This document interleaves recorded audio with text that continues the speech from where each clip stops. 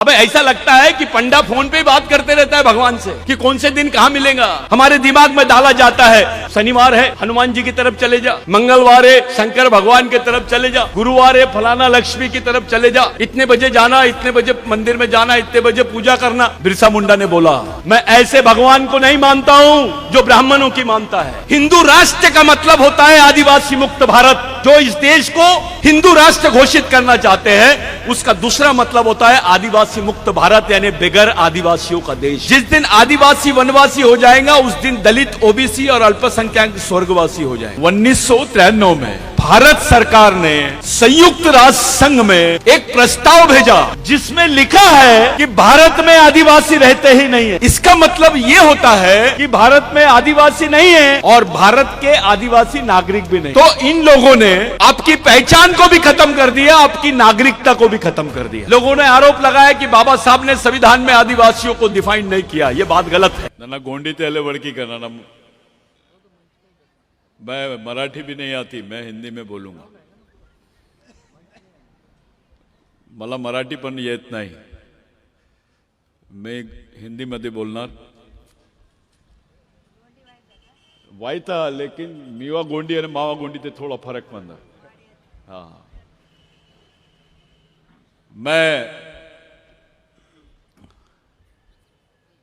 ये जो मीटिंग हुई है, आप लोगों इतनी बड़ी संख्या में यहां उपस्थित है, ये मीटिंग मेरे लिए बहुत महत्वपूर्ण है। मैं चेयर पे अभी बैठा था, भाग्यश्री दाई ने मेरे को बहुत अच्छी बात बोली, एक बात कि भाई चाहे कुछ भी हो जाए अपने लोगों का अस्तित्व कहीं दिखाई नहीं देता, अपने को कुछ नए सिरे से कुछ काम करना चाहिए। ये उनकी सोच है। वो भी ऐसे सोचते हैं कि कोई नया तरीका हमने अपना के काम करना चाहिए। मैं उनका बहुत बहुत धन्यवाद देता हूं कि ये सोच बरकरार है अपने लोगों में। यही तरीका हम लोगों को सबको अपनाना है। ये प्रोग्राम में एससी, एसटी, ओबीसी के लोग भी हैं। मैं सब लोगों को साथ में लेकर ये बात करने जाऊंगा। मैं एक बात आपको बताना चाहता हूं। 1993 में भारत सरकार ने संयुक्त राष्ट्र संघ में एक प्रस्ताव भेजा जिसमें लिखा है कि भारत में आदिवासी रहते ही नहीं है। भारत में आदिवासी रहते ही नहीं है। इसका मतलब यह होता है कि भारत में आदिवासी नहीं है और भारत के आदिवासी नागरिक भी नहीं है। जब भारत में आदिवासी है ही नहीं तो आदिवासी नागरिक कैसे हो सकते हैं? तो इन लोगों ने आपकी पहचान को भी खत्म कर दिया, आपकी नागरिकता को भी खत्म कर दिया। इस पर देश में कोई चर्चा नहीं कर रहा है, कोई पार्टी चर्चा नहीं कर रही है। दलितों को लग रहा है कि यह मुद्दा आदिवासी से जुड़ा हुआ है, इसलिए ये अपन चुपचाप रहो। ओबीसी को लग रहा है कि यह मुद्दा आदिवासी से जुड़ा हुआ है, अपन भी चुपचाप रहो। मुस्लिम को, क्रिश्चियन को लग रहा है कि यह मुद्दा भाई अपना नहीं है, अपन चुप रहो। ताई ने बहुत अच्छी बात बोली कि आदिवासी देश के मूल मालक है और यहां का दलित, ओबीसी और अल्पसंख्यक उनके वंशज है। अगर यह बात सही है कि ओबीसी का, माइनॉरिटी का, अल्पसंख्यकों का, एससी का यानी दलित भाइयों का डीएनए आदिवासियों से मिलता है, इसका मतलब ये इनके वंशज है। लेकिन मैं सबसे पूछ रहा हूं, जब यह बोल दिया गया है कि भारत में आदिवासी रहते ही नहीं, तो आप भी कैसे मूल निवासी हो गए? आप भी तो खत्म हो जाओगे अगर आदिवासी नहीं रहा तो। कौन से आधार पे बोलोगे कि तुम भारत के मालिक हो? क्या प्रूफ है आपके पास? इस देश के दलित को जब बोलना पड़ेगा कि मैं इस देश का मालिक हूं, तो उसको बताना पड़ेगा कि मैं आदिवासियों का वंशज हूं। इस देश के ओबीसी को जब बोलना पड़ेगा कि मैं इस देश का मालिक हूं, तो उसको भी बताना पड़ेगा मैं आदिवासियों का वंशज हूं। यहां का मुस्लिम, यहां का क्रिश्चियन, यहां का सिख जब यह बोलेगा कि मैं मालिक हूं इस देश का, तो उसको भी प्रूफ करना पड़ेगा कि वह आदिवासियों का वंशज है। साथियों, इस देश में एक अलग माहौल बनाया जा रहा है। जिसका यह देश है, उस देश का 7/12 ही बदल रहे हैं लोग। उस देश का मालिक आदिवासी है, यह बात को मानने से इनकार कर रहे हैं, लेकिन दूसरी तरफ एक रणनीति और अपना रहे हैं, आदिवासियों को वनवासी बोल रहे हैं। यह बहुत बड़ा मुद्दा है। जिस दिन आदिवासी वनवासी हो जाएगा, उस दिन दलित, ओबीसी और अल्पसंख्यक स्वर्गवासी हो जाएगा। ये कर तो रहे आदिवासियों के साथ, लेकिन इनका टारगेट दलित भी है, ओबीसी भी है, अल्पसंख्यक भी है। पहले आदिवासी मरेगा, लेकिन बाकी सब लोग वेटिंग लिस्ट में रहेंगे। धीरे धीरे मरेंगे, लेकिन मरेंगे सब। यह बात पहली है। दूसरी बात यह है कि पूरे देश में जितने आदिवासी सांसद थे, जितने दलित सांसद थे, जितने ओबीसी के सांसद थे, किसी को नहीं लगा कि यह मुद्दा पार्लियामेंट में उठाना चाहिए करके। इस मुद्दे को दबाया गया। 93 में बाबरी मस्जिद शहीद हुई, राम मंदिर का मुद्दा खड़ा हो गया। उसके पहले राजीव गांधी को मारे, बॉम्बे ब्लास्ट हुआ। उसी दरमियान भारत सरकार ने संयुक्त राष्ट्र संघ में चुपके से यह स्टेटमेंट दे दिया कि भारत में आदिवासी नहीं रहते हैं। साथियों, संयुक्त राष्ट्र संघ का एक संविधान है जिसमें आदिवासियों के लिए विशेष अधिकार है, जिसको इंडिजिनियस पीपल राइट्स बोलते हैं। मूल निवासी होने के अधिकार है, उसमें विशेष प्रावधान है कि आदिवासी क्षेत्र में सरकार भी अपने प्रोजेक्ट को नहीं लॉन्च कर सकती है जब तक आदिवासियों की ग्राम सभा उसको मान्यता ना दे। वहां ग्राम सभा का उल्लेख वैसा नहीं है, वहां विलेज ऑफ इंडिजिनियस पीपल लिखा हुआ है। यह मुद्दा इसलिए उपस्थित कर रहा हूं क्योंकि यह आपको खत्म करने वाला मुद्दा है। यह इतिहास हो जाएगा कि यहां के राजा थे, हमारे पहले अहिरी के राजा थे, नागपुर के राजा थे, आदिवासी राजा था, फलाना राजा था, यह बोलने के लिए रह जाएगा। क्योंकि अब जो तुम्हारा बच्चा पैदा होगा वो आदिवासी नहीं रहेगा। ये पहले समझ लो। तुम जो सोच रहे हो, जो तुमको आज आरक्षण है, आप अनुसूचित जनजाति के करके नहीं है, आप आदिवासी हो करके है। आपको 5वीं अनुसूची के अधिकार मिले हैं, आपको जमीन पे प्रोटेक्शन मिला है। आप अनुसूचित जनजाति के हो करके नहीं, आप आदिवासी हो करके मिला है। डॉक्टर बाबा साहब अंबेडकर ने संविधान की जो डिबेट हुई, जयपाल मुंडा ने जब यह प्रश्न उठाया कि आदिवासियों को आदिवासी बोला जाए, तो बाबा साहब ने उसका इंटरप्रिटेशन किया कि आदिवासी, पूरे देश के आदिवासियों को एक जगह लाने के लिए अनुसूची बनाई गई है, जिसको शेड्यूल बोला गया है। उसका हिंदी में अनुवाद गलत हुआ है कॉन्स्टिट्यूशन में। बाबा साहब ने बोला to consolidate, to make consolidate the tribes of India, all tribes of India, I am framing a schedule to define them who are adivasis. इसलिए डॉक्टर बाबा साहब अंबेडकर ने उनको शेड्यूल ट्राइब बोला। लोगों ने आरोप लगाया कि बाबा साहब ने संविधान में आदिवासियों को डिफाइन नहीं किया। यह बात गलत है। बाबा साहब ने संविधान में प्रावधान रखने के पहले संविधान पूर्व बहस में, जिसको प्री कॉन्स्टिट्यूशन डिबेट बोलते हैं, उसमें बाबा साहब ने रखा, जिसको 2011, 2010, 11 में सुप्रीम कोर्ट ने कंफर्म किया कि आदिवासी ही देश के मूल मालिक है और वो प्रथम नागरिक है। साथियों, आदिवासियों के संबंध में सुप्रीम कोर्ट बोलने के बाद भी गवर्नमेंट नहीं मानती है। इस देश की व्यवस्था संवैधानिक व्यवस्था है। यहां संविधान बनाया बाबा साहब ने। सुप्रीम कोर्ट से बड़ा कोई कोर्ट नहीं है, कोई कोर्ट नहीं है भारत में। सुप्रीम कोर्ट के बोलने के बावजूद भारत सरकार यह मानने को तैयार नहीं है कि आदिवासी इस देश के मूल मालिक है।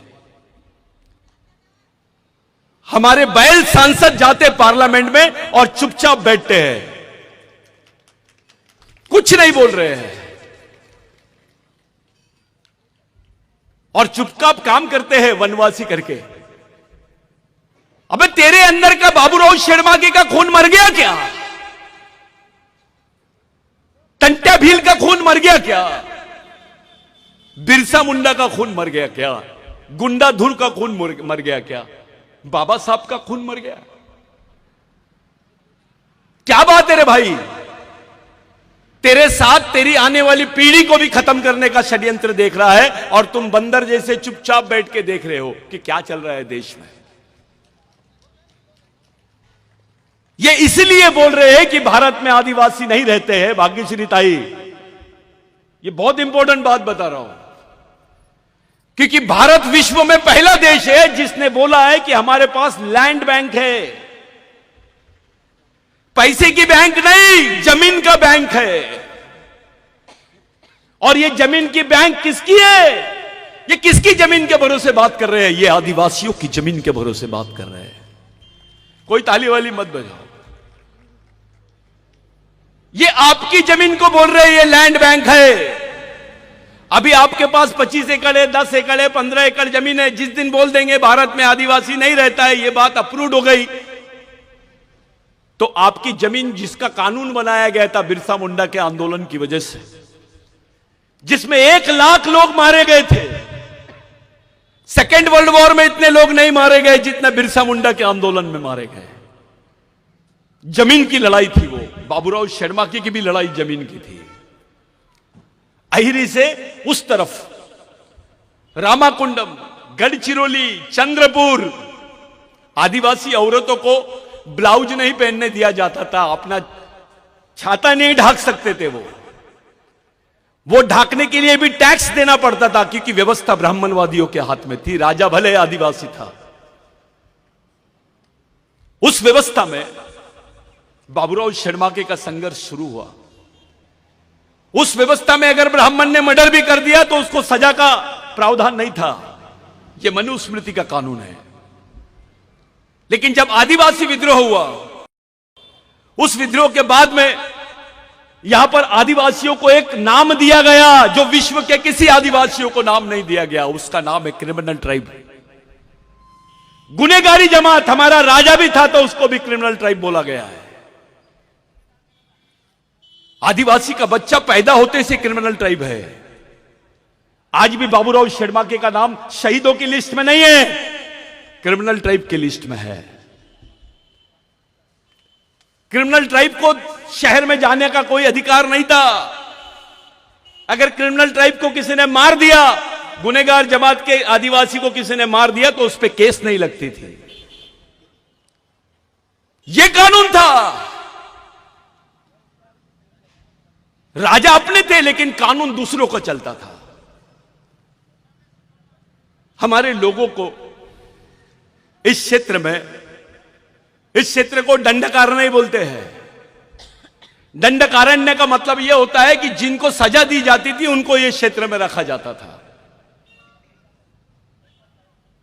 आज भी किसी को ट्रांसफर करना है, कोई ऑफिसर ज्यादा वहां पर यह कर रहा है तो उसको गढ़चिरौली भेज देते हैं, अहिरी भेज देते हैं, आलापल्ली भेज देते हैं। ये कौन सी जगह है सजा देने के लिए? जिसको ओपन प्रिजन बोलते हैं, खुली जेल। खुली जेल यानी गढ़चिरौली। इस संघर्ष को अंजाम दिया था उस वक्त बाबूराव शेरमाके ने। बाबूराव शेरमाके अपने जमींदारी को छोड़ा, गोंड को साथ में लिया, माड़िया को साथ में लिया, दलित को साथ में लिया, ओबीसी को साथ में लिया, मुस्लिम पठान को साथ में लिया और आंदोलन छेड़ा। बाबूराव शेरमाके के आंदोलन ने ये जो पश्चिमी क्षेत्र है चंद्रपुर तक, वहां के दलित के पास, आदिवासी के पास, ओबीसी के पास, मुस्लिम के पास जो जमीन आई है वो बाबूराव शेरमाके के आंदोलन की वजह से आई है। उस आंदोलन के बाद ही तुमको सरकार ने जमीन के पट्टे दी। 1911 के पहले के रिकॉर्ड चेक कर लो। तुम्हारा भगवान कौन है? कौन से भगवान ने तुमको जमीन दिया? किनके आंदोलन की वजह से तुम्हारे हाथों में जमीन आई? उस वक्त तो आरक्षण नहीं था, उस वक्त कोई नौकरी के साधन नहीं थे, सिर्फ मजदूरी करते थे लोग। उसका साधन जिंदा रहने का यानी जमीन ही थी। वो जमीन भी हमारे पास से अब जाने वाली है। ये एमएलए भी रहेगा, मिनिस्टर भी रहेगा, क्लास 1 अधिकारी भी रहेगा, कलेक्टर भी रहेगा, तो उसका बच्चा आदिवासी नहीं रहेगा। इतना बड़ा षड्यंत्र आदिवासियों के खिलाफ में इस देश में हो रहा है। हिंदू राष्ट्र का मतलब होता है आदिवासी मुक्त भारत। जो इस देश को हिंदू राष्ट्र घोषित करना चाहते हैं, उसका दूसरा मतलब होता है आदिवासी मुक्त भारत, यानी बगैर आदिवासियों का देश। जब तक इस देश में आदिवासी है, इस देश का नाम कोई बदल नहीं सकता, क्योंकि उसका भूमालक आदिवासी है। ये आदिवासियों को ही हटाना चाहते हैं, इसमें कोई बचने वाला नहीं है। हमारे लोग कभी बोलते हैं ये एमएलए ने काम नहीं किया, वो एमएलए ने काम नहीं किया, वो देख नहीं रहा। ये तो छोटी बात है। ये देवेंद्र फडणवीस सरकार ने बोल दी कि 75,000 बोगस को नौकरी से नहीं निकालेंगे। 75,000 बोगस को नौकरी से नहीं निकालेंगे, ये स्टेटमेंट दिया तो हमारी आंख खुल गई। ये तो गलत बोल रहा है। मैं पहला सवाल तो ये 75,000 बोगस आदिवासी कैसे बने? इनके पास सर्टिफिकेट किसने दिया? इसके बारे में कोई बात नहीं करता है। एक ऐसा आदमी जो तुम्हारी सर्टिफिकेट लेता है, जाति का दूसरा प्रमाण पत्र बना के झूठा प्रमाण पत्र बनाता है, ऐसे, और वो तुम्हारे नौकरियां लेता है, उसका उपभोग करता है, ऐसे आदमी को तुम लोग बोगस आदिवासी बोलते हैं। लेकिन तुम्हारे समाज में ऐसा आदमी भी है जो तुम्हारा ही आरक्षण लिया है, कलेक्टर बना है, मिनिस्टर बना है, आमदार बना है, जिला परिषद सदस्य बना है, डॉक्टर बना है, इंजीनियर बना है, और समाज के बारे में नहीं सोचता है। तुम्हारा ही आरक्षण लिया है, तुम्हारा ही भाई है। अगर वो बोगस आदिवासी है तो ये गद्दार आदिवासी है, जो तुम्हारे समाज के बारे में नहीं सोचता है। थोड़ा पढ़ लिख लिया तो नागपुर भगता है, शहर में जाता है, बड़ा बंगला बनाता है, टीवी और बीबी में रह जाता है। उसको समाज से कोई लेना देना नहीं है। एक आध बार चंदा दे दिया तो उसको ऐसा लगता मैंने बहुत बड़ा काम कर लिया। अबे तेरा बच्चा आदिवासी नहीं रहेगा। अपनी औकात थी क्या यहां बात करने की? जब तुम आदिवासी ही नहीं रहोगे तो तुम्हारा क्या होने वाला है, थोड़ा सोचना शुरू कर दो।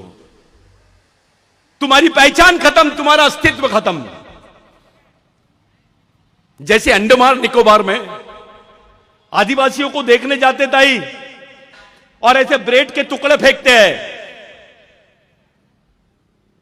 वो बच्चे बिगर कपड़े पहने नंगे हमारे आदिवासी लोग आते हैं सामने, जैसे जानवर को रोटी देते हैं। उसको म्यूजियम बोलते हैं, आजाब घर बोलते हैं, कि बताते देखो ये ऐसे आदिवासी है।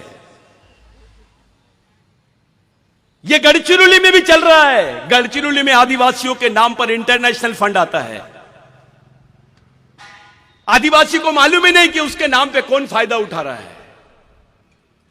जितने आदिवासियों के संगठन गढ़चिरौली में नहीं है, उतने यहां पर एनजीओ है गैर आदिवासियों के। वो कमारे आदिवासी को दिखा दिखा के। मैं मुद्दे से हटके बात कर रहा हूं। 13 साल की आदिवासी लड़की अपने हाथ में बंदूक पकड़ती है, टीवी पे दिखाता है कि यह नक्सली थी, यह लड़की को मारा गया है, यह इसकी उम्र 13 साल है।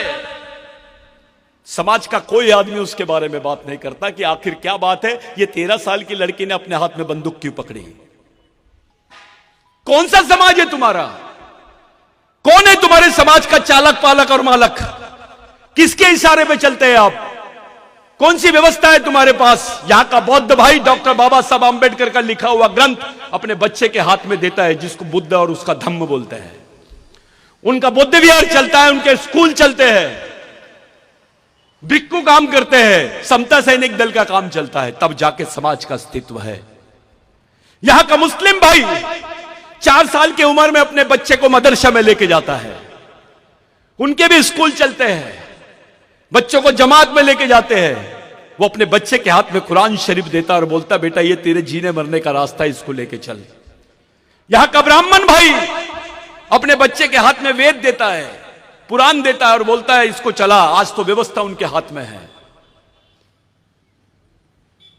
मैं आपसे पूछता हूं, आपके बच्चे ने बोला मैं कौन हूं, मेरा इतिहास क्या है, मेरा वंश क्या है, मैं किस वंश का हूं, मेरा क्या इतिहास है, मैं कौन हूं, मेरे दोस्त कौन है, मेरे दुश्मन कौन है, मेरे को कैसे जीना है। आपको पूछा आई मला एक पुस्तक देऊन दे, नाकुन उंदी किताब सिम मा दाई नाकुन किताब सिम नावा जीवन साठी बती तेरी सीसी में मुन्नेट साठी, मेरे आगे के जीवन के लिए कुछ मेरे को दे। क्या देंगे तुम लोग? क्या है तुम्हारे पास अपने बच्चों को देने के लिए? ऐसा समाज, सिर्फ शादी में 100 लोग 5000 लोग दिखते हैं, हर मैयत में 5 लोग, इसको समाज नहीं बोलते हैं। एक तरफ गोंड भाग रहा है, एक तरफ प्रधान भाग रहा है, एक तरफ माड़िया भाग रहा है। बे तेरा खून एक है, तेरा डीएनए एक है, तेरी संस्कृति एक है, तो समाज भी एक होना चाहिए। बाबूराव शर्मा के ने बोला था, जो आदमी अपने भाई को भाई नहीं समझता मैं उसको गांडू समझता हूं। वो नामर्द है जो अपने भाई को नहीं पहचान सकता, वो दुश्मन को कैसे पहचानेगा। ये बाबूराव शर्मा के ने बोला है। क्या लगता था बाबूराव शर्मा के आपका? चलो आप अपने भाई को बोलो कि मेरे लिए तू फांसी के तख्ते पे चढ़ जा, अपने बाप को बोलो, अपने बेटे को बोलो, अपनी बहन को बोलो कि मेरे लिए फांसी के तख्ते पे चढ़ जा, नहीं चढ़ेगा। लेकिन बाबूराव शर्मा के तुम्हारे लिए फांसी के तख्ते पे चढ़ा, खत्म हो गया। वो उसकी बीबी थी, उसके बच्चे थे, उसके मां थी। यहां के गोंड ने नहीं बताया कभी कि कहां है बाबूराव शर्मा के का परिवार। यहां के प्रधान ने नहीं बताया कभी बाबूराव शर्मा के का परिवार कहां है। यहां के माड़िया ने नहीं बताया, और बाबूराव शर्मा के जो आंदोलन में लोग थे उन्होंने भी नहीं बताया। इतना बेईमान समाज है ये, जिसको उनके परिवार का भी पता नहीं है। बाबूराव शर्मा के बाद उसके बच्चे का, उसके परिवार का क्या हुआ, कोई नहीं बताता है। मैं रिसर्च कर रहा हूं।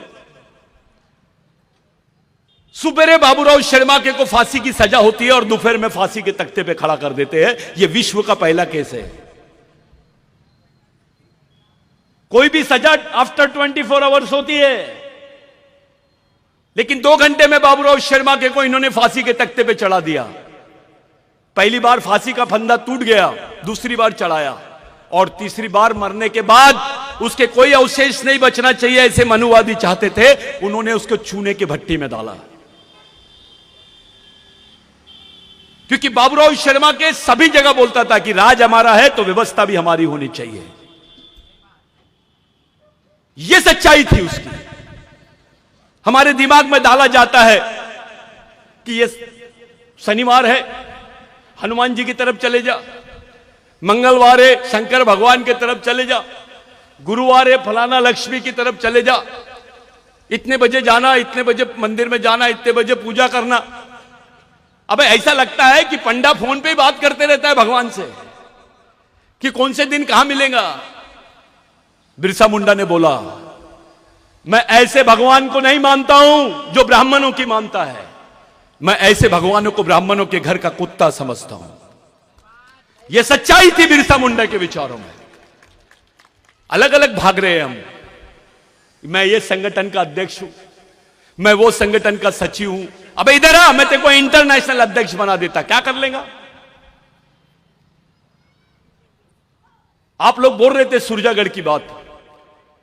भाग्यश्री ताई ने मेरे कान में बोली एक बात, मेरे को बहुत अच्छा लगा। वो सहमत नहीं है इन बातों से, लेकिन मेरा एक सवाल है, क्या हमारे आमदार मिनिस्टर इस कंडीशन में है कि इतनी बड़ी ताकत से लड़ सकते हैं मोदी से? आप आरएसएस से लड़ सकते हैं? आप इतनी बड़ी ताकत है तुम्हारे पास एमएलए लेकिन समाज नहीं है।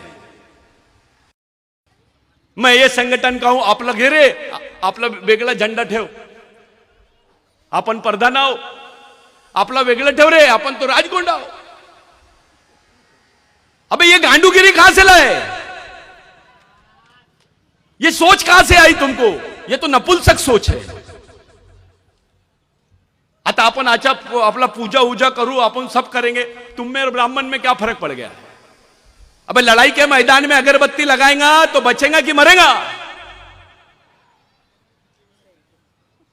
तमाम ग्राम सभाओं के लोग इतना बड़ा संगठन कर लिए, क्या हाल है? कोई ग्राम सभा को गिन रहा है? मैं खुली बात करता हूं, कोई नहीं गिन रहा है। इस बेल्ट में जितने लोग कारगिल में नहीं मरे, उतने आदिवासी इस क्षेत्र में मरे हैं, चाहे वो पुलिस वाली हो या नक्सलवादी हो। इतनी बड़ी कीमत चुकाई है आदिवासियों ने। उनके हिस्से में क्या आया? गरीबी, भूखमरी, जबरन केसेस। जिसने पानी पिलाया वो भी नक्सलवादी, 13 साल की लड़की नक्सलवादी। अबे क्या है ये? यहां का बच्चा नागपुर में जब जाता है, गढ़चिरौली का बच्चा अपना घर ढूंढने के लिए किराए का घर मांगता है, तो उसको पूछते कहां रहता रे तू? तो बोलता है गढ़चिरौली, तो उसको वो घर नहीं देते, क्योंकि हर बच्चे को वो लोग नक्सलवादी समझते हैं। आदिवासियों की पहचान बना दी गई है। मुसलमान ने कुछ किया तो आतंकवादी, और आदिवासी ने कुछ किया तो नक्सलवादी। ऐसी सोच बना रहे पूरे देश में। हम समझ ही नहीं पा रहे हैं। ओबीसी को लगता है आदिवासी को बोल रहा ना, अपन चुप रहो। अबे तेरी पहचान आदिवासियों के भरोसे है। आदिवासी बंदूक की गोली से मारता है।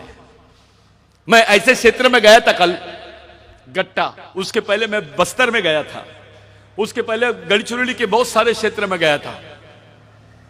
यहां पर बुखार की गोली नहीं मिलती है, पैरासीटामोल गोली नहीं मिलती है, लेकिन बंदूक की गोली मिलती है। एक झोपड़े वाला आदिवासी जिसका झोपड़ा तन्नस के घास का है, जिसके बदन पे आधे कपड़े हैं, उसके घर के बाजू में AK-47 लेकर पुलिस खड़ी है। मामला क्या है? अबे बंदूक बेच के वो आदिवासी को दे दे, कम से कम 2 वक्त की रोटी मिल जाएंगी, 2 कपड़े मिल जाएंगे, उसका बच्चा पढ़ लेगा। ऐसे क्षेत्र बनाया गया आदिवासी क्षेत्र में, पूरी पैरामिलिट्री फोर्स लगा दी गई है, अर्धसैनिक बल लगा दिया गया। ऐसा लगता है कि लड़ाई आदिवासी क्षेत्र में चल रही है। मेरे को समझ में नहीं आता नक्सलवादी भी कौन सी लड़ाई लड़ रहे हैं। यह हालत आदिवासियों की क्यों हो रही है? हमारा जो पब्लिक रिप्रेजेंटेटिव है, हमारा जो प्रतिनिधित्व करने वाले लोग हैं, वो चुप क्यों है? मैंने आदिवासी अधिकारी कर्मचारियों को देखा, आरक्षण का मसला आता तो चंदे देते हैं। अरे कुछ नहीं, आरक्षण होना चाहिए, प्रमोशन मिलना चाहिए, लेकिन आश्रम स्कूल का बच्चा भूख से मरता है, उसके साथ बलात्कार होता है, उसका आंदोलन करते हुए कोई कर्मचारी नहीं दिखता, कोई नहीं दिखता। 20-20 दिन तक के तय आदिवासी बच्चों के साथ बलात्कार हुआ है आश्रम स्कूल में।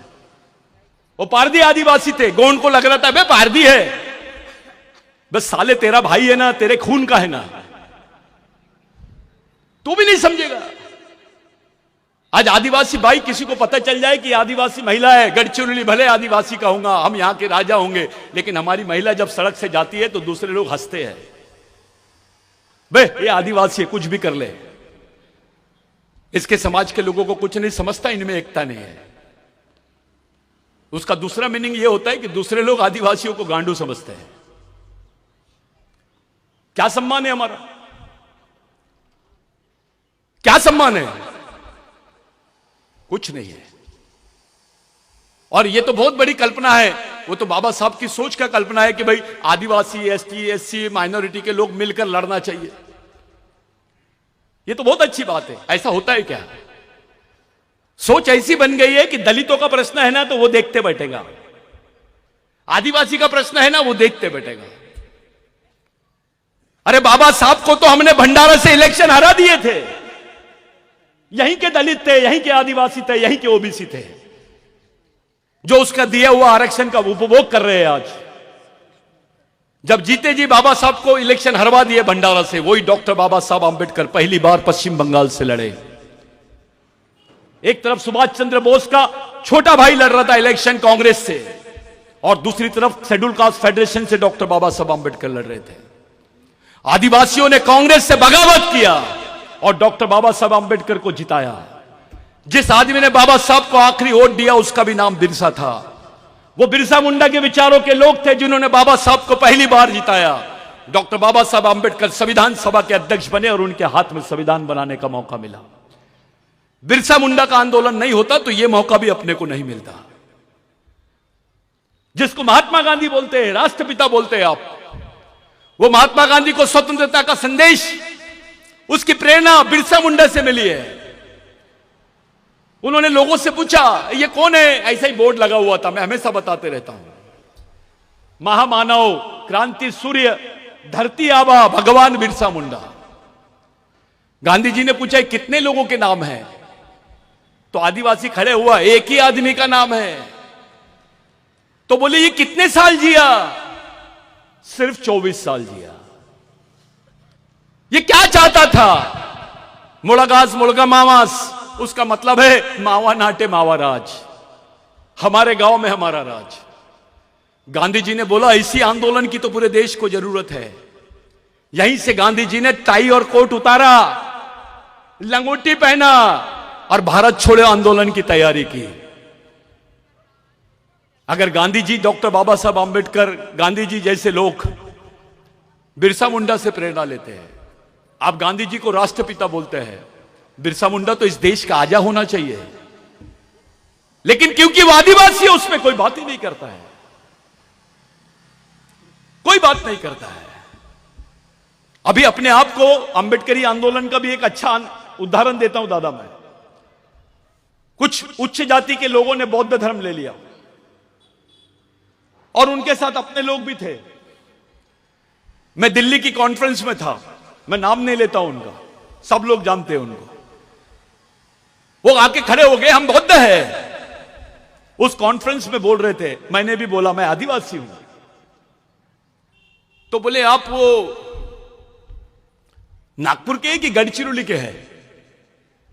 तो मैंने बोला आप ऐसा क्यों पूछ रहे? बोले जो दाढ़ी आप लगते हो थोड़ा सा अलग दिखते हो, गढ़चिरौली वाले ही दिखते हो। तो मैंने बोला मैं गढ़चिरौली का हूं। मैंने बोला उनको कि मैं अंबेडकरवादी हूं, बिरसावादी हूं, लेकिन मैं तरस गया उनके मुंह से सुनने के लिए कि वो अंबेडकरवादी है। अपने दलित लोग भी खुद को आज बौद्ध बोलते हैं लेकिन अंबेडकरवादी नहीं बोलते हैं। अबे बाबा साहब नहीं होता तो बुद्ध के दर्शन होते क्या? एक रिक्शे वाले को पूछा था मैंने नागपुर में, आदिवासी रिक्शे वाले को, हंसते हंसते, उसके साथ दलित रिक्शे वाला भी चल रहा था। दोनों जन दारू वारू पिए और मैं उनको देख ही रहा हूं। एक जन ने ऐसी चलते पूछा बे बुद्ध के बाप का नाम क्या है? तो वो दोनों जन बोले बे रुक, छोटे से प्रश्न का जवाब नहीं दे रहा। बोले, मैंने बोला क्या बात है? हम दे रहे बोले उत्तर, बुद्ध के बाप का नाम अंबेडकर है। बोले, मैं थोड़ी देर के लिए चुपचाप हो गया, लेकिन बाद में जब सोचा कि हमारे तक बुद्ध कब आया? जब बाबा साहब ने लाया। बुद्ध के गुरु का नाम अलार कलाम, आदिवासी था वो। अलार कलाम बुद्ध का गुरु था, जिसने सांख्यिकी दर्शन का उसको पाठ पढ़ाया था। लिंगो, गोंड को लगता है मैं लिंगो मेरा है, गोंड है, राजगोंड है। प्रधान बोलता हीरा सुक्का मेरा है। अबे जब लिंगो और हीरा सुक्का था तब कोई गोंड और प्रधान नहीं थे, तब तुमको असुर बोलते थे, कोया बोलते थे, कोरकू बोलते थे, दस्यु बोलते थे तुमको। तब कहां से गोंड और प्रधान आ गए? सबसे दुनिया के आदिवासी, भारत के आदिवासियों में सबसे बेवकूफ आदिवासी यानी गोंड और प्रधान। इनके झगड़े के वजह से समाज के ये हाल हुए हैं। अपने आदमी को नहीं पहचानते। जो बिरसा मुंडा का आंदोलन था,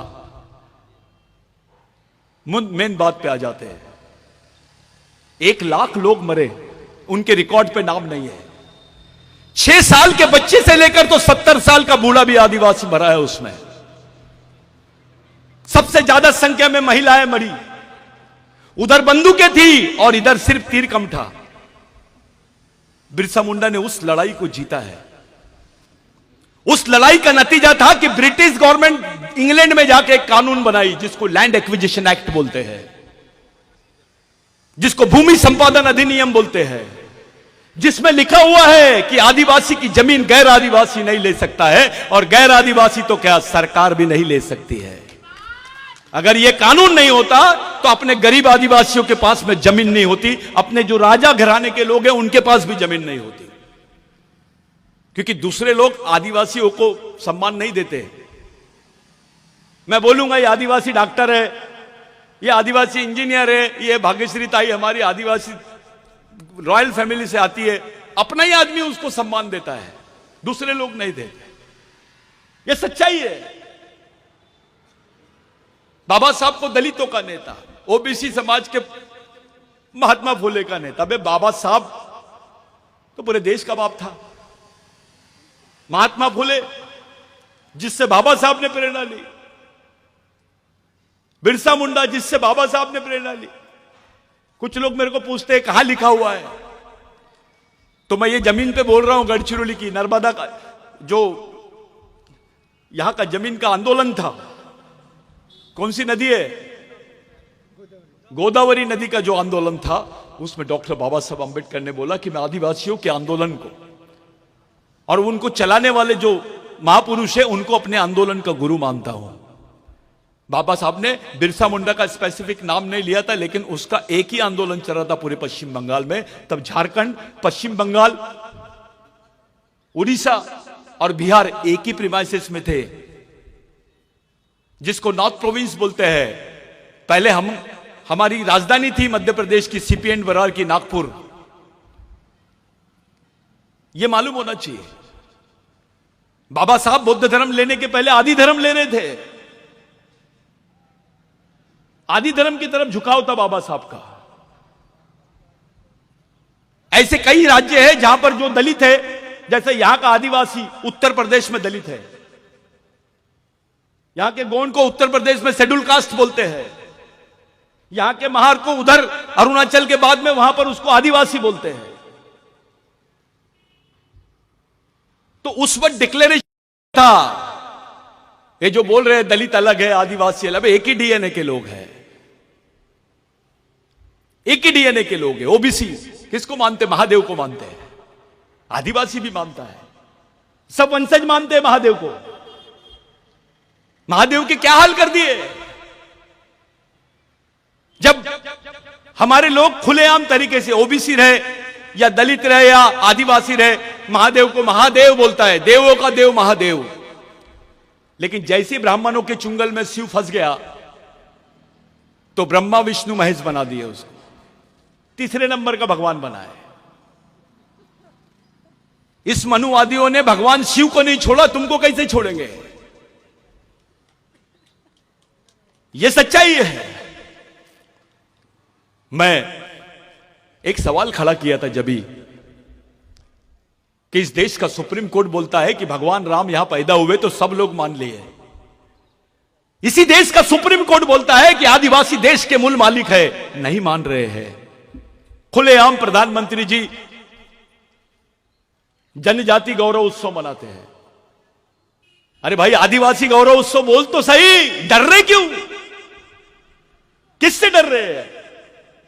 लेकिन सच्चाई यह है, इनकी प्लानिंग है। पहले आदिवासियों को मूल निवासी बोलते थे, फिर आदिवासी बोलते थे, अब वनवासी बोल रहे हैं, 5 साल बाद स्वर्गवासी बोलेंगे। ये सच्चाई है। ये जो हालत है गढ़चिरौली के, पूरे देश में सबसे ज्यादा अगर पिछड़ा हुआ कोई समाज है या सामाजिक स्थिति किसी जगह पर है तो वो गढ़चिरौली की है। 11 रुपए 40 पैसा कमाता है एक आदमी गढ़चिरौली का। पहला नंबर आदिवासी 11 रुपए 40 पैसे, 13 रुपए 60 पैसे दलित दूसरा नंबर, और 15 रुपए 70 पैसे जो है वो ओबीसी आदमी कमाता है, और उतने ही मुस्लिम ही कमाता है। रोज की इनकम बता रहा हूं मैं, एक सर्वे है उसके हिसाब से। 10 रुपए में कैडबरी की चॉकलेट नहीं आती, रोटी कैसे लाएगा वो? कैसे जिएगा वो? जंगल से गोंद नहीं लाएगा, जंगल से महुआ नहीं लाएगा, तेंदू नहीं लाएगा, तो जिंदा रह सकता है क्या वो? और अब तो तुम्हारे जंगल में भी कब्जा हो गया है। अब जंगलों में घुसने की परमिशन नहीं है आदिवासी। कानून बना रहे हैं कि एक भी आदिवासी दिखा कुराड लेके तुम मार दो गोली। कैसे करोगे? अभी 2022 में गवर्नमेंट ने फॉरेस्ट एक्ट का एक अमेंडमेंट करी। ये नए बच्चे हैं, इनके दिमाग में आ रहा है आरक्षण का कैसा, क्या नौकरी वोकरी मिलेंगी कि नहीं। आरक्षण बंद हो जाएगा दलितों का, आदिवासियों का, ओबीसी का। अगर आरक्षण खत्म हो गया, अगली लड़ाई कौन सी लड़ेंगे ये बताओ मेरे को। कौन सी लड़ाई लड़ेंगे तुम आरक्षण खत्म होने के बाद? क्या करेगा दलित बताओ? कुछ सोच रहे हैं? ओबीसी कुछ सोच रहा है? ओबीसी की तो ऐसे हाल कर दिए कि खाना उगाता है वो, जोतता है, किसान है, और आत्महत्या कर रहा है वो। जो दूसरों को खाना खिलाता है उसको आत्महत्या करना पड़ रहा है। दलित को गांव से भगा भगा के मार रहे हैं। महाराष्ट्र में थोड़ी ठीक है, देश में घूमो। और आदिवासियों को तो डायरेक्ट नक्सलवादी बोलो और मारना शुरू कर दो। शहर में ज्यादा चिल्ला रहा क्या, अर्बन नक्सलवादी बोल दो उसको। अरे आमदार को छोड़ रहे नहीं है, डॉक्टर को नहीं छोड़ रहे, इंजीनियर को नहीं छोड़ रहे। तुम्हारी जनरेशन कैसी रहेंगी यहां पर सुरक्षित, उस पे बात करो। अगर तुम्हारा खासदार नहीं बोल पा रहा इसका मतलब उसको डर है। किसका है? कौन है जो उसको बोलने नहीं दे रहा है? तुम्हारी बात नहीं रख पा रहे तुम। खुले तरीके से अपने आदमी से मिल भी नहीं सकते हम। ये सुरजरगढ़ का अकेला प्रोजेक्ट नहीं है, 25 प्रोजेक्ट है, उससे ज्यादा है। 44,000 हेक्टेयर जमीन गवर्नमेंट एक्वायर करेंगी, 27 गांव उड़ जाएंगे, करीब करीब 19,000 लोग हमेशा हमेशा के लिए खत्म हो जाएंगे। 62,000 हेक्टेयर जमीन तुम्हारी छीन ली जाएंगी, आधा गढ़चिरौली साफ हो जाएगा। उसके 2-3 साल 4 साल बाद शहरी एरिया में प्लान बनेगा। और जो शहर में गढ़चिरौली में रह रहे हैं, अच्छा सूट पहन रहे हैं, वो वेटिंग लिस्ट में है। कहां रह रहे हो तुम? कौन सी जगह पे रह रहे हो? वहां के हालात क्या है? कोई पूछता है? खुल के बात नहीं कर पाते। पत्रकार खुल के लिखता नहीं है, टीवी खुल के बताती नहीं है, ना तुम्हारे पास मीडिया है। सोशल मीडिया पे ज्यादा बात किए तो कोई भी एक लड़के ने गलती कर दिया तो उसको, एक लड़की को अभी कुछ दिन पहले अंदर कर दिया उसको। सोशल मीडिया पे उसको चिढ़ाई, उसने कुछ डाल दी, सामने वाले ने एफआईआर कर दिया। तुम्हारे मोबाइल ब्लॉक कर देते हैं। तुम्हारे बच्चे पढ़े लिखे रहेंगे, वो जाएंगे कहां? कौन सोचेगा? अगर सरकार तुम्हारे बारे में सोच रही नहीं है तो समाज के लोगों का फर्ज है कि उसके बारे में सोचे। लेकिन यहां तो समाज नाम की चीज ही खत्म हो गई है। सिर्फ संगठन नाम की चीज है, पार्टी नाम की चीज है। कभी बैठ के सोचे क्या कि हमारे बच्चों का क्या होगा, अपनी आने वाली जनरेशन का क्या होगा? चलो यहां पे जितने आदिवासी है उसमें से एक जन खड़ा होकर बताओ, अगर आरक्षण खत्म हो गया, तुम्हारे जमीन के अधिकार खत्म हो गए, तुमको आदिवासी नहीं है ऐसा डिक्लेयर कर दिए, उसके बाद तुम जिंदा कैसे रहोगे और कौन सी लड़ाई लड़ोगे? लाओ, किसी को भी लाओ, कोई पंडित को लाओ, पीएचडी करने वाले को लाओ, किसको भी लाओ, मेरे को समझा के जाए वो।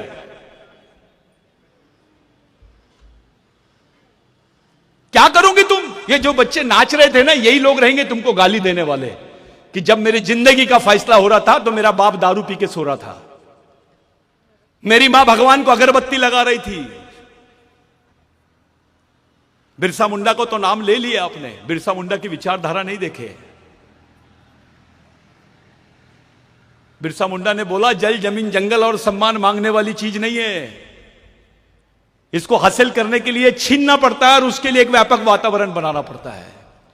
उसके लिए संगठन की नहीं, मिशन की जरूरत पड़ती है। बिरसा मुंडा ने बोला कि जिस समाज की सामाजिक समस्या नहीं होती है उसकी कोई समस्या नहीं होती है, और जिस समाज की सामाजिक समस्या होती है उसकी समस्या ही समस्या होती है। तुम्हारी सामाजिक समस्या यह है कि तुम आपस में बटे हुए, जाति के नाम से, पार्टी के नाम पे, क्षेत्र के नाम पे, संगठन के नाम पे, नेता के नाम पे। जिस दिन समाज की आंतरिक समस्या सॉल्व हो जाएंगी, सब सॉल्व हो जाएंगी। थोड़े देर के लिए एक उदाहरण देता हूं। मेरे पास कल कुछ लोग मेरा घेराव किए, अरे सतीश पेंदाम बहुत बड़ी बड़ी बातें करता है, आदिवासियों के बारे में बता, यहां के आदिवासियों के बारे में बोल, हम कैसे बचेंगे उसके बारे में बता। मैंने उससे एक ही बात पूछा, एक ही साथ एक ही दिन पूरे गढ़चिरौली जिले पर, तहसील पर पूरे हजारों की संख्या में आदिवासी रहेंगे और आदिवासियों की समस्या के बारे में बात करेंगे।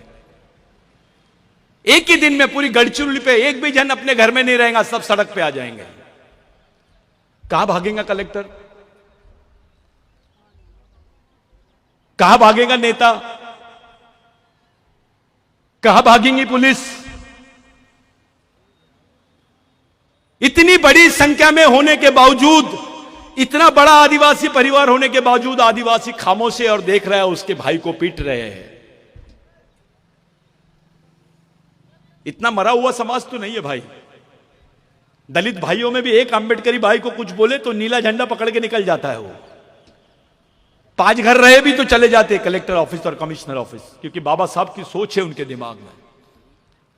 हमारे आदमी ने तो बाबूराव शर्मा के को समझा ही नहीं, किताब लिख देता है बाबूराव शर्मा के राजगुण, एक लिखता है प्रधानांचा वारिस, एक लिखता है माड़िया गुण। अब ये सोच है कि मजाक है?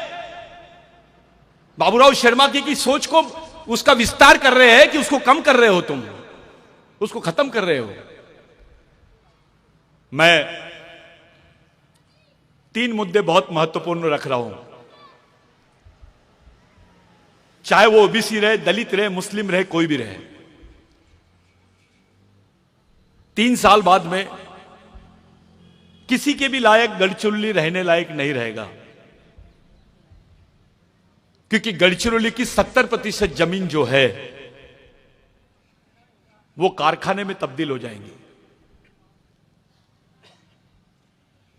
भारत का सबसे बड़ा मिनरल क्षेत्र जो है, यहां पे जो माइनिंग क्षेत्र है वो गढ़चिरौली बनने वाला है। एक एग्जाम्पल देता हूं, अभी जो चालू है ना काम सुरजागढ़ का, इतने सारे, इससे समझ में आता है कि 200 सवा 200 करोड़ रुपए रोज का वो काम है। नेपाल देश है, 200 करोड़ रुपए रोज की इनकम नहीं है, उसकी रेवेन्यू नहीं है, पाकिस्तान की रेवेन्यू नहीं है, बांग्लादेश की नहीं है। गढ़चिरौली एक देश बन गया है, देश में। भारत के किसी भी कोने में जाओ और बताओ मैं गढ़चिरौली से आया हूं, तो पहले नीचे ऊपर देखता है। महिला ने भी बोली कि मैं गढ़चिरौली से आई हूं, तो उसको भी नीचे ऊपर देखते हैं। यह पहचान बना दिए है, चाहे ओबीसी हो, एससी हो या एसटी हो या मुस्लिम हो। मेरे भाइयों, अपने बच्चों को कैसे बचाओगे इसके बारे में पहला बताओ। अगर आरक्षण खत्म हो गया तुम्हारी पहचान खत्म हो गई। अंतर्राष्ट्रीय संविधान में भी बोल दिया गया कि आदिवासी भारत में नहीं रहते हैं। तो आज भारत के संविधान में बाबा साहब था, जयपाल मुंडा था, तो तुमको कुछ मिल गया। बाबूराव शर्मा के था, टंट्या भील था, राघोजी भांगरे था, बिरसा मुंडा था, तो तुमको कुछ मिल गया। महात्मा फुले था करके कुछ मिल गया। 2025 में इंटरनेशनल कॉन्स्टिट्यूशन बनने जा रहा है। अब इंटरनेशनल कॉन्स्टिट्यूशन यानी अंतर्राष्ट्रीय संविधान, वे भारत के संविधान में तुम्हारा स्थान नहीं है। तुम्हारे को 5वीं अनुसूची के अधिकार है, 75 साल बाद भी तुमको नहीं मिल पा रहे हैं। तुम्हारा आरक्षण था, दूसरों को दे दिए। अगर अंतर्राष्ट्रीय संविधान में लिख दिया गया कि आदिवासी भारत में नहीं है, तो तुमको कौन सी सुविधा मिलेंगी और तुम जिंदा कैसे रहोगे? ये गढ़चिरौली के लोग कपड़े पहन के हैं, थोड़ा अंदर जाओ, बस्तर बॉर्डर पे जाओ, छत्तीसगढ़ में जाओ, झारखंड में जाओ, उड़ीसा में जाओ। मैं ऐसे घर बताता हूं जहां मैं जाता हूं, 3 दिन में एक बार खाना बनता है। 3 दिन में एक बार खाना बनता है। मैंने लॉकडाउन में आदिवासियों को घास पकाते हुए देखा हूं, पत्थरों को उबालते हुए देखा हूं। ये हालत है अपने समाज की। काम नहीं है मेलघाट में लोगों को, भूख से मर रहे हैं ताई, काम नहीं है उनके पास, भूख से मर रहे हैं, 800 रुपए में खून बेच रहे हैं। साला जिस क्षेत्र में सबसे ज्यादा कुपोषण है वहां ब्लड बैंक लगता है, रक्तदान शिविर। बाद में पता चलता है कि सब 800 रुपए में खून बेचते हैं और बेचारे राशन लाते हैं। डॉक्टर बोलता है खाना खाएगा तो खून बनेगा, लेकिन सरकार आदिवासियों को बोल रही है कि खून देगा तो खाना मिलेगा। यह सच्चाई है। ऐसी अवस्था आदिवासियों की है। कोई अपने बच्चों को बेच रहा है, कोई अपनी किडनी बेच रहा है। मैं ऐसे क्षेत्र है जहां पे आदिवासी बच्चे गायब होते थे, उनकी इंटरनेशनल लेवल पे किडनियां बिकती है। आदिवासी का 800 रुपए में खून लेते हैं और इंटरनेशनल लेवल पे 8000 रुपए में बिकता है आदिवासियों का एक बॉटल खून, क्योंकि उसमें रेजिस्टेंस पावर ज्यादा रहता है। ये तुम्हारे समाज के साथ में हो रहा है। ऐसा कौन से समाज के साथ में हो रहा है? कौन सा काम कर रहे हैं तुम? संगठन बनाने से नहीं चलेगा, वैचारिक मिशन खड़ा करना पड़ेगा समाज का। एक नेता बनाओगे तो 5 साल काम देगा, लेकिन एक सामाजिक कार्यकर्ता बनाओगे तो जिंदगी भर समाज के लिए काम करेगा। यह परमानेंट प्रोसेस है, इस पर काम करो। पाइली के 50 संगठन है अपने पास। संगठन में नाम है, मैं अध्यक्ष हूं, मैं यह, तो क्या करेंगे बे? पुलिस मारती है आदिवासियों को, नक्सली भी मार देते हैं आदिवासियों को। उनकी वकालत करने वाला कोई नहीं होता, ना पुलिस से बात करते हैं ना नक्सलियों से बात करते हैं। यह परिस्थिति भी आती है यहां। उसकी वकालत करने वाला कोई नहीं है, खामोश खड़ा है समाज, बोल नहीं पा रहा है, इससे बड़ी संख्या में रहने के बावजूद चुप है हम। हमारी महिलाएं, बिरसा मुंडा ने बोला था, जिस बच्चे की मां होशियार वो बच्चा जिंदा रहेगा, उसका भविष्य सुरक्षित। लेकिन जिस बच्चे की मां बेवकूफ, वो बच्चा मरने वाला है। यह बिरसा मुंडा की सोच है। आप जिस बिरसा मुंडा पे बात कर रहे हो, बिरसा मुंडा ने बोला आर्थिक रूप से गरीब रहेंगे चलेगा, लेकिन दिमाग से गरीब नहीं होना चाहिए, विचारों से गरीब नहीं होना चाहिए। और जो विचारों से गरीब रहता है वो गुलाम पैदा होता है और गुलाम मर जाता है। आदिवासी का बच्चा है और उसके दिमाग में विचारधारा दूसरों की है। बच्चा तुम्हारा, लेकिन उसकी विचारधारा दूसरे की। क्या मतलब है? अरे बकरी भी पालती है अपने बच्चे को, गाय भी पालती है। आपको पालन और पोषण की जवाबदारी है। पोषण का मतलब होता है उसको वैचारिक पोषण, वैचारिक पोषण, उनको विचार देना। हम तो बिगर विचारों के लोग हैं। आदिवासियों का कोई सामाजिक केंद्र नहीं है, कोई सामाजिक मिशन नहीं है, कोई सामाजिक व्यवस्था नहीं है, सब अलग अलग भाग रहे हैं।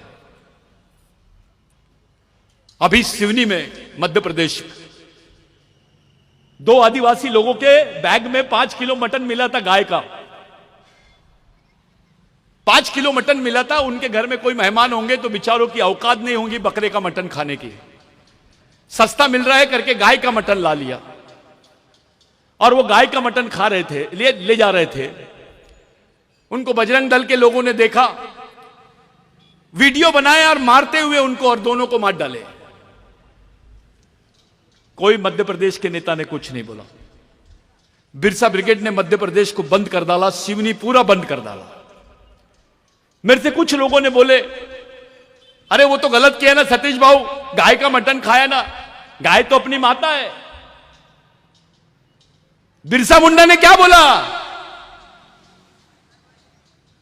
बे गाय तेरी मां है तो भैंस बड़ी मां है, क्योंकि उससे ज्यादा दूध देती है, वो भी दूध तुम पीते हो।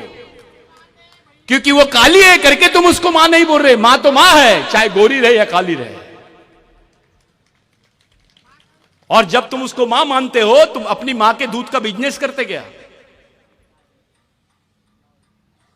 कहा जाता है जब तुम अपनी मां के दूध का बिजनेस करते हो तो।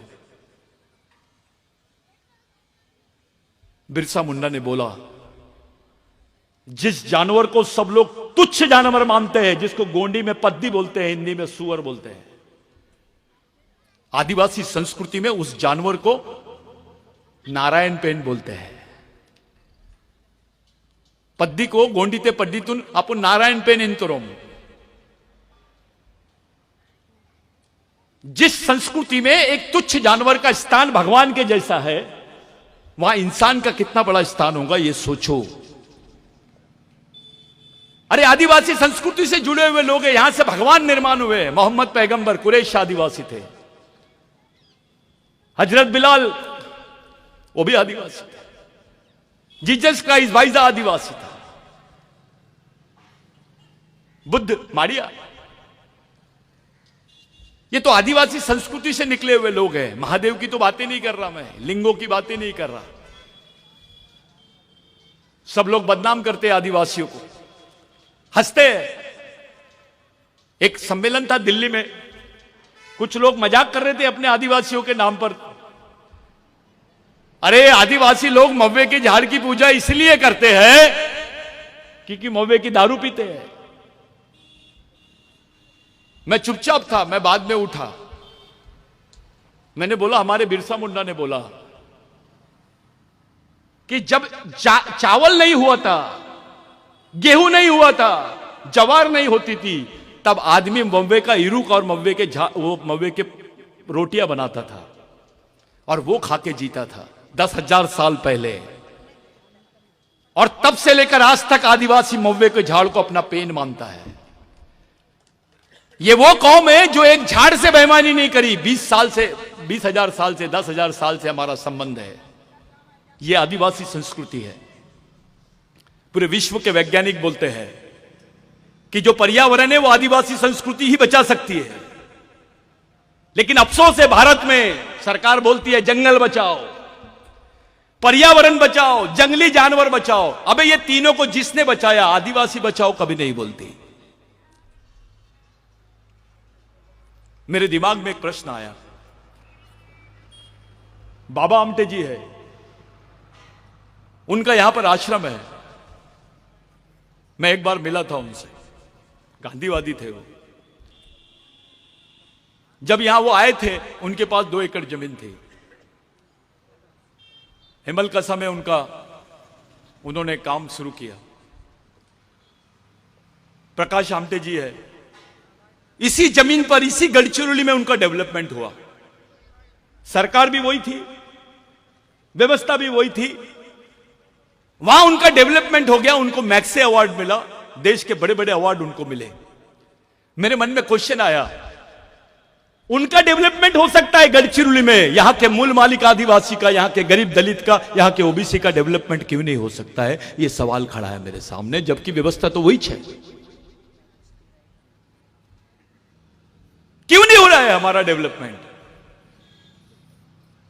14 अप्रैल, 15 नवंबर, 9 अगस्त, शिवरात्रि,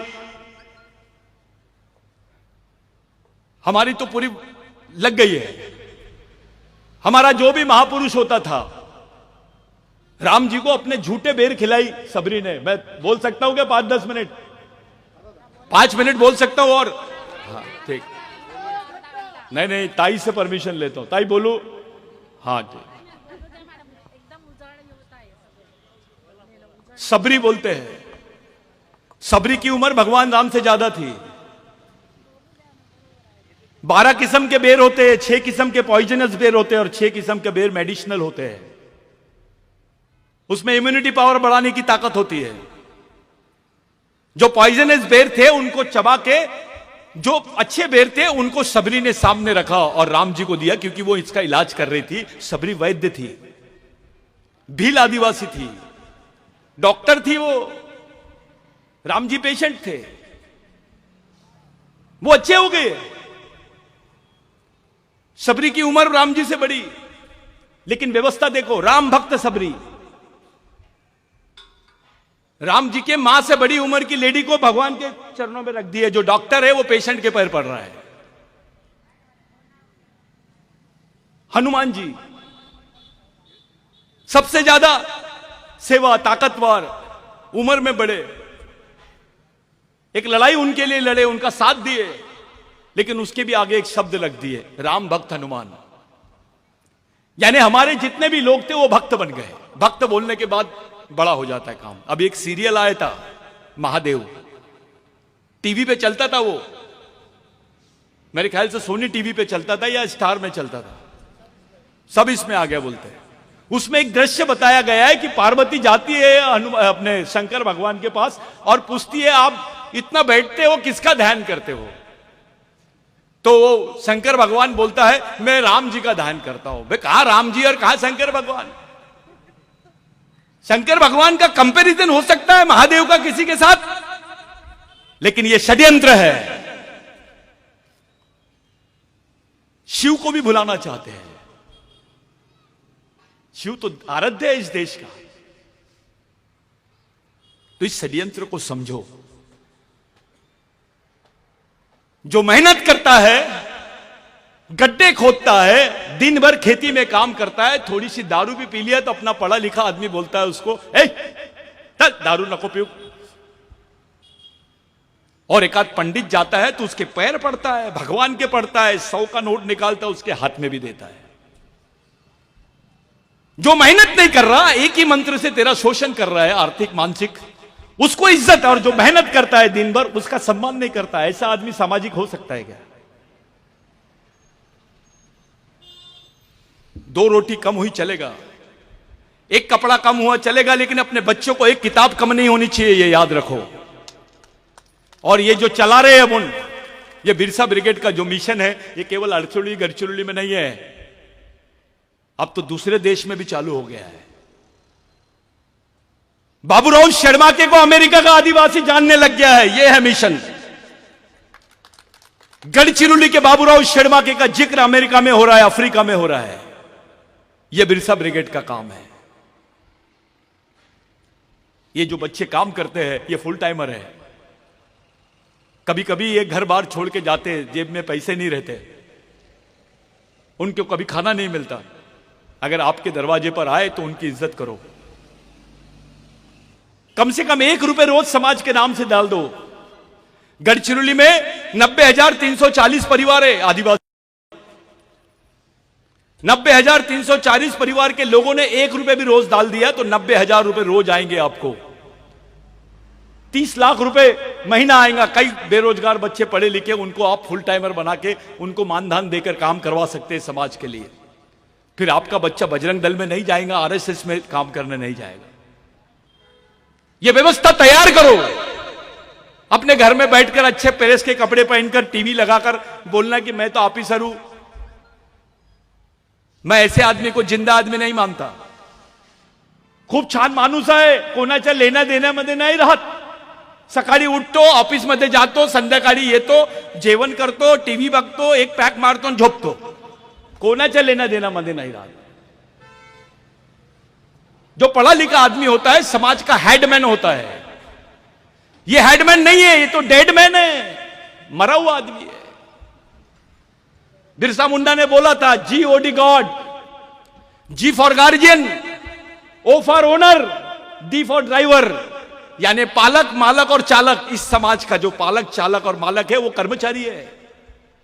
उसको बिरसा मुंडा ने गॉड बोला, लेकिन उल्टा हो गया, DOG डॉग हो गया. वो डॉग यानी कुत्ता, जिसकी अपनी कोई सोच ही नहीं है, जिसकी अपनी कोई सामाजिक सोच नहीं है, वो उसकी जिंदगी कुत्ते की जैसी है. यह बिरसा मुंडा ने बोला है.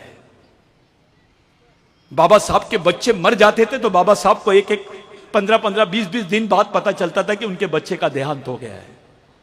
इसको सामाजिकता बोलते हैं.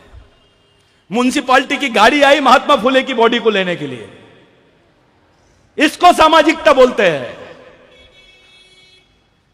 चूने के भट्टे में डाल दिए बाबूराव शर्माके को, उसके हड्डियों के छितरे छितरे कर दिए, इसको सामाजिकता बोलते हैं. हंसते हंसते टंटा भील ने फांसी का तख्ता अपने इस पे बदन पे लगा दिया और बोला, उसको पूछे कि किसके दर्शन करना चाहता है. 22 साल 23 करीब 30 साल से अपनी बहन को नहीं देखा था, अपने घर के लोगों को नहीं पहचानता था बिरसा मुंडा, वो टंटा भील. उसको पूछिए आप किसको देखना चाहते हो, तो बोले मेरे लिए मेरा समाज भगवान है, एक बार दिखा दो उनको. जो समाज को भगवान समझते थे ये वो लोग हैं. इनकी कुर्बानी की वजह से आप जिंदा है. कोई ऊपर से नहीं आया, कोई आमदेव बाबा, रामदेव बाबा, कामदेव बाबा नहीं आया. बहुत चल रहा है आजकल, अपने लोग पढ़े लिखे, मैं तो रामदेव बाबा कर तो सकाड़ी. अबे रामदेव बाबा को बोल 6 फीट का गुड्डा आदिवासी महिला के जैसा खोल के बता दे, इधर की कमर उधर हो जाएंगी. को रामदेव बाबा नहीं रहेगा, कामदेव बाबा हो जाएगा. आदिवासी आदमी को कोई समझाने की जरूरत नहीं है, उसके खून में ईमानदारी है, उसको किसी शंकराचार्य आवा बावा की जरूरत नहीं है.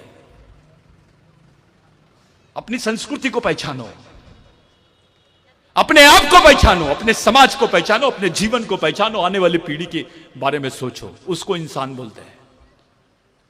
यह आंदोलन तुमको जमा करके कोई राजनीति के चक्कर में नहीं है. मैं यहां सबके खिलाफ में बोल रहा हूं, हो सकता है यहां से निकलूं मेरे को निपटा दे, लागू है. लेकिन एक विकेट जाएंगी तो सबकी टीम आउट हो जाएंगी. आपके लिए, मेरे लिए, ये हमारी अंतिम पीढ़ी द्वारा अंतिम पीढ़ी को बचाने के लिए लड़े जाने वाली अंतिम लड़ाई है. अगर ये लड़ाई आप हार गए, इसके बाद भारत में इतिहास में नहीं मिलेगा आदिवासी. जो अपने आप को आदिवासियों के हितैषी समझ रहे हैं, ये उनके लिए भी होमवर्क है. जो अपने आप को आदिवासी का नेता समझते हैं, उनके लिए भी होमवर्क है. जो अपने आप को आदिवासियों का साहित्यिक विद्वान समझते हैं, उनके लिए भी होमवर्क है. जो आदिवासियों का हितैषी समझते हैं, अंबेडकरवादी समझते हैं, उनके लिए भी ये हितैषी है. जो फुले अंबेडकरवाद पे बात करते हैं, उनके लिए भी होमवर्क है कि इस देश में आप बचोगे कैसे विदाउट आरक्षण, विदाउट जॉब. जिंदा रहने की रेमेडी क्या है? गड्ढे खोदने का काम करता है आदिवासी. अब गड्ढे खोदने की मशीन निकल गई है, वो भी काम तुमको नहीं मिलेगा. जिएगा कैसे? वो काम ही नहीं रहेगा तो जिंदा कैसे रहेगा? ये सोचने का समय है. ये ताली बजा के कार्यक्रम में मैं बहुत अच्छा बोल रहा हूं, कोई कव्वाली गाने नहीं आया. मेरे लिए ये शायद हो सकता है मैं अभी यहां से चले जाऊं, कहीं दूसरी जगह जाऊंगा, मैं तो मेरा काम है वो. ये लड़के आपके बीच में है, कोई आपस में झगड़ा मत करो. सब संगठन के लोग एक जगह आओ, बैठो. मैं बड़ा, तू पैगंबर, मैं खुदा, ये वाला कार्यक्रम नहीं होना. ईमानदारी से बैठो, सब एक जगह बैठो. नहीं समझ रहा तो किसी दलित भाई को भी पूछो कि बाबा इसका क्या रेमेडी है. कोई ओबीसी भाई को बुलाओ, कोई मुस्लिम भाई को बचाओ, उनको ये भी समझाओ मैं मर रहा हूं, तू वेटिंग लिस्ट पे है. मैं जल्दी मरूंगा, तू थोड़ा बाद में मरेगा, लेकिन तड़पेगा मेरे से भी ज्यादा. लेकिन मरेगा जरूर। तो ये चीजें सही है। इस देश में ये बच्चियां बैठी है, मासूम बच्चियां है, पढ़ रहे हैं, मेहनत कर रहे हैं, जग रहे हैं। आप लोग कर्जा ले रहे हैं, कोई अपना घर बेच देता है, कोई लोन लेता है अपने बच्चों के लिए, कोई एजुकेशन लोन लेता है। अब तो आदिवासी एजुकेशन ले रहे हैं, लोन ले रहे हैं, उनको भी कहीं वो मिल रही है। वो एजुकेशन लोन फेंटते फेंटते उसको 12 साल लग जाते हैं। बाप रिटायर्ड हो जाता, बेटा इंजीनियर बनने के बाद बेरोजगार। ये रिजल्ट है उसका। बड़ी बड़ी कंपनियां आदिवासियों की है क्या? दलितों की है, ओबीसी की है। वो तो उच्च वर्णीय की है। वो तुम्हारे बच्चों को जॉब क्यों देंगे रे भाई? मुसलमान की दाढ़ी देखते हैं तो चमक जाते हैं, इसको नौकरी क्यों देना? तुम्हारे पास क्या है? तुम्हारे हक में क्या है? कोई आर्टी पार्टी की बात नहीं कर रहा मैं। किसी पार्टी के पास में प्रोग्राम नहीं है तुम्हारी जगह, तुमको एक जगह लाने का और तुमको सही सामाजिक रास्ते पे लाने का। बाबा साहब ने बोला है, संघर्ष के पथ पर धर्म की नहीं, संस्कृति की और संघर्ष की जरूरत पड़ती है। वहां कोई धर्म काम में नहीं आता। बाबा साहब विश्व का पहला आदमी है जिसने धर्म में अमेंडमेंट किया, संशोधन किया। बाबा साहब की जो 22 प्रतिज्ञा है वो बौद्धिज्म में नहीं है।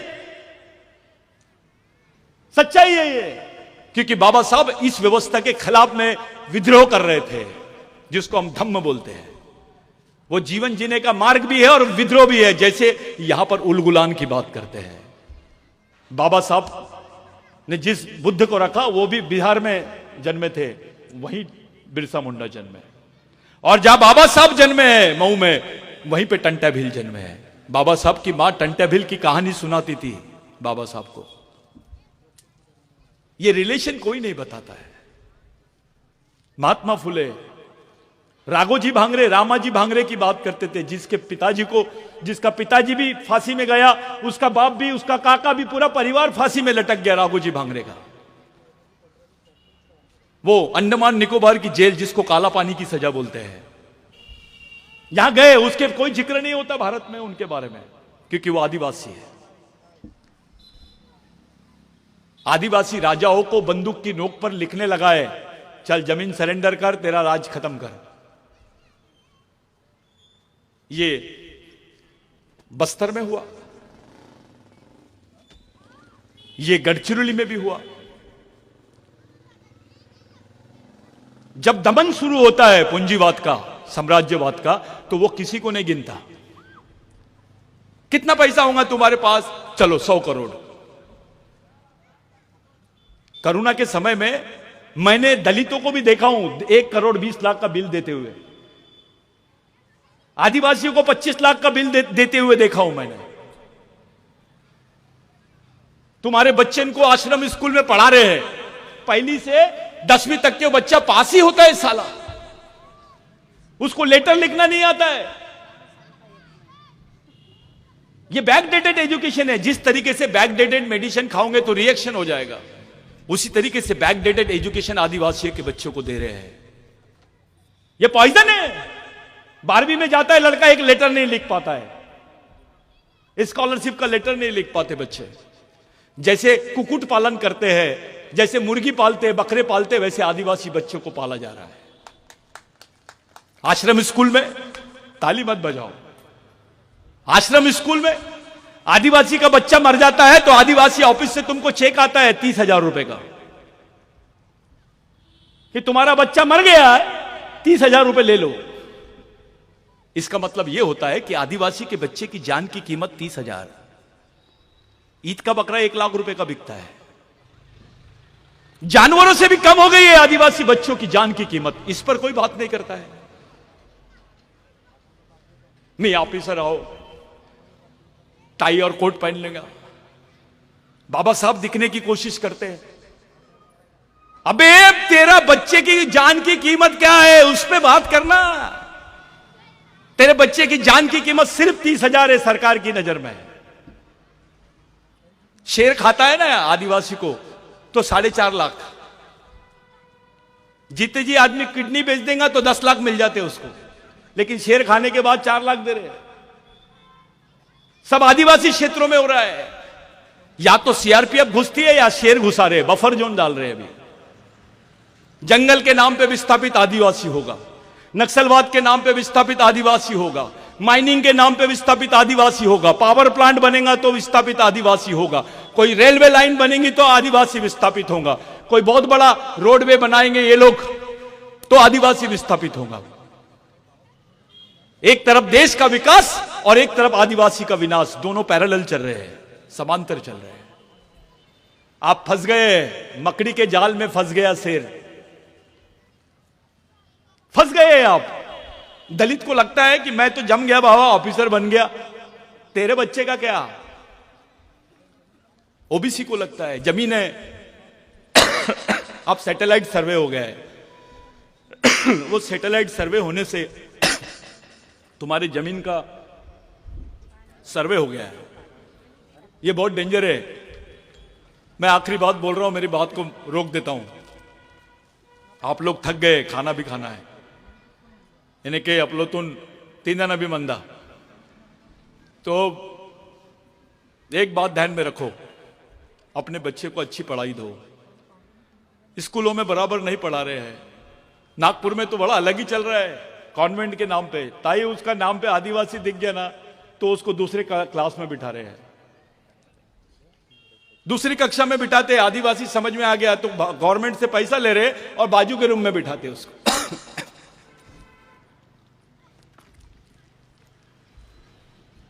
यह हालत है।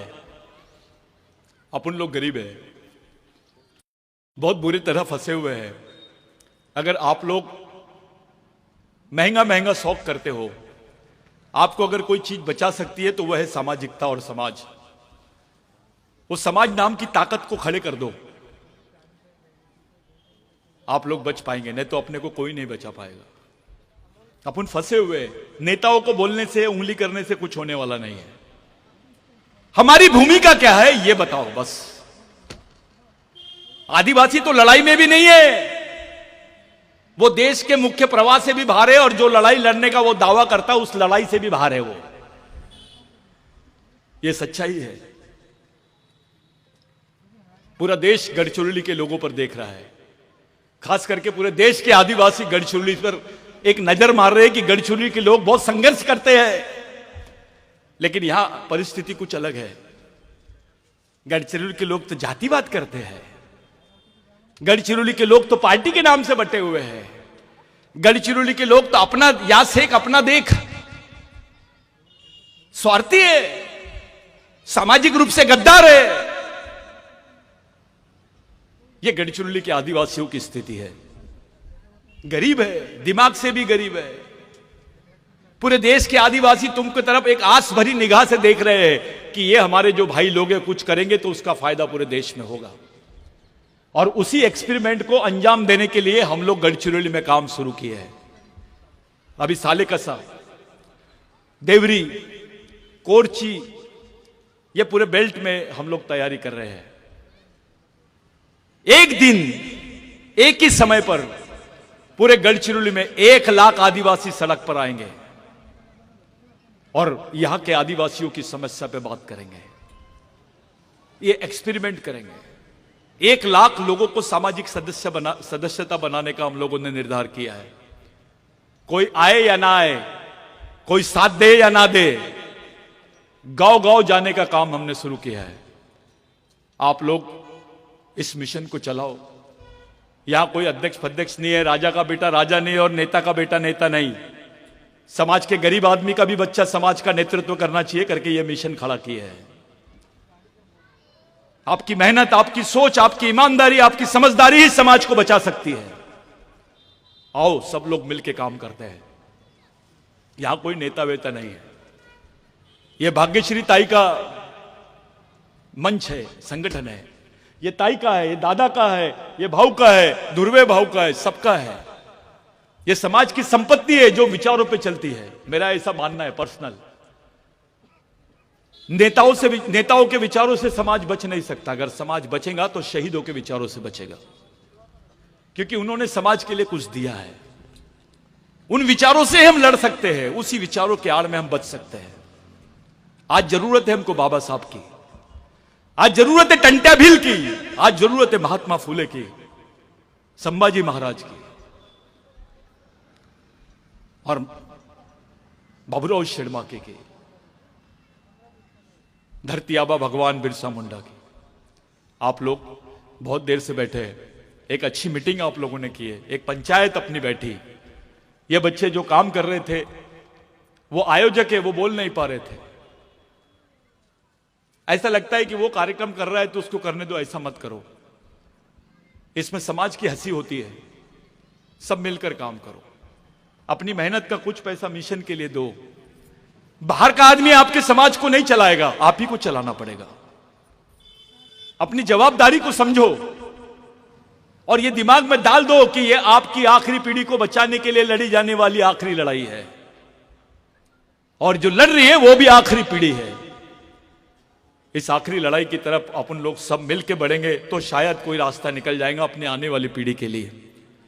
नहीं तो गढ़चिरौली में आदिवासी थे, आदिवासी राजा था, आदिवासी लोग थे, इनको बहुत अधिकार थे, खुश रहे थे, नाच रहे थे, लेकिन अभी गायब हो गए। इतिहास बन जाएंगे हम। कुछ गलत बोल दिया होगा तो माफी, किसी दिन और हम लोग बैठेंगे, बात करेंगे। आज के लिए मैं यहीं रुकता हूं।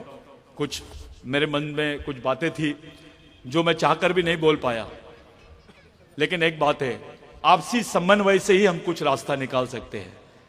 हम अपने ही आदमी को दुश्मन बोल देते हैं, उसको बैठा के समझाओ। दलित, ओबीसी, आदिवासी, ये प्रोग्राम में नहीं मिलना चाहिए ताई। बंद रूम में बैठो, आपस में बैठो, कुछ चर्चा करो। चर्चा भी करो और खर्चा भी करो, कोई रास्ता निकालो। आप लोग फंसे हैं, रास्ता आप ही को निकालना है। एक सामाजिक अपनापन रखो। मुसलमान को नहीं लगना चाहिए कि यह आंदोलन उसका नहीं है। बाबूराव शेरमाके और बिरसा मुंडा, उससे कोई लेना देना नहीं है, अंबेडकर का कोई लेना देना नहीं है। ओबीसी को नहीं लगना चाहिए कि बिरसा मुंडा से कोई। मैं आखिरी बात बोल के जा रहा हूं। इस देश में सबके 7/12 पे लिखा हुआ था भूधारक, चाहे वो मुस्लिम हो, ब्राह्मण हो, ओबीसी हो, दलित हो, आदिवासी हो, सबके 7/12 पे भूधारक लिखा हुआ था। बिरसा मुंडा के आंदोलन ने तुमको भूमालक बनाया है। यहां का ओबीसी भी कर्जदार है बिरसा मुंडा का, यहां का दलित भी कर्जदार है, यहां का मुस्लिम भाई, क्रिश्चियन भाई भी कर्जदार है, यहां का आदिवासी और ब्राह्मण भी कर्जदार है। विचारों की कोई जात नहीं होती, जैसे डॉक्टर की कोई जात नहीं होती। कुछ भी हुआ तो हम लोग राजनीतिक तरीके से सोचते हैं। जैसे काय झाला डोको दिखतं एनएसिन देऊन टाक, काय झाला रे पोट दुखतं एनएसिन देऊन टाक, काय झाला मला खुजली होता है एनएसिन देऊन टाक। हर बीमारी की एक ही दवा, वो साला एक्शन करने के बजाय रिएक्शन कर लेती है, और यही समाज के साथ हो रहा है। एक ही दवा, हर चीज का हल। सत्ता में आएंगे तो करेंगे, काय का सत्ता में? राष्ट्रपति है तुम्हारी देश की, उसके राष्ट्रपति रहते हुए यह बोला जा रहा है कि भारत में आदिवासी नहीं रहते हैं। अब कौन सा पद लाओगे तुम बताओ? राष्ट्रपति से बड़ा कोई पद है क्या देश में? अब कौन सी राजनीतिक पावर चाहिए तुमको? तो बोला जा रहा है आदिवासी राष्ट्रपति है, और यह बोल रहे हैं कि भारत में आदिवासी नहीं है। सोचो, इस लड़ाई का हल राजनीतिक तरीके से नहीं, सामाजिक तरीके से निकालना पड़ेगा। अगर ओबीसी को बोलना है मैं मूल निवासी हूं, दलित को बोलना है मैं मूल निवासी हूं, मुस्लिम को बोलना है मैं मूल निवासी हूं, तो उसको यह बोलना पड़ेगा कि आदिवासी भारत का भूमालक है, हर हम उसके वंशज है। तब जाके बात बनेगी। नहीं तो तू बड़ा मैं छोटा, तू बड़ा मैं छोटा, तू बड़ा मैं छोटा, ये बचपना है, ये लॉलीपॉप खींचने वाली बात है। ये बचपना छोड़ो, सामाजिक बचपना छोड़ो, परिपक्व बनो, जवाबदार बनो, ईमानदार बनो, समझदार बनो और समाज के लिए काम करो। आज के दिन मैं इतना ही बोलता हूं। जय बिरसा, जय आदिवासी।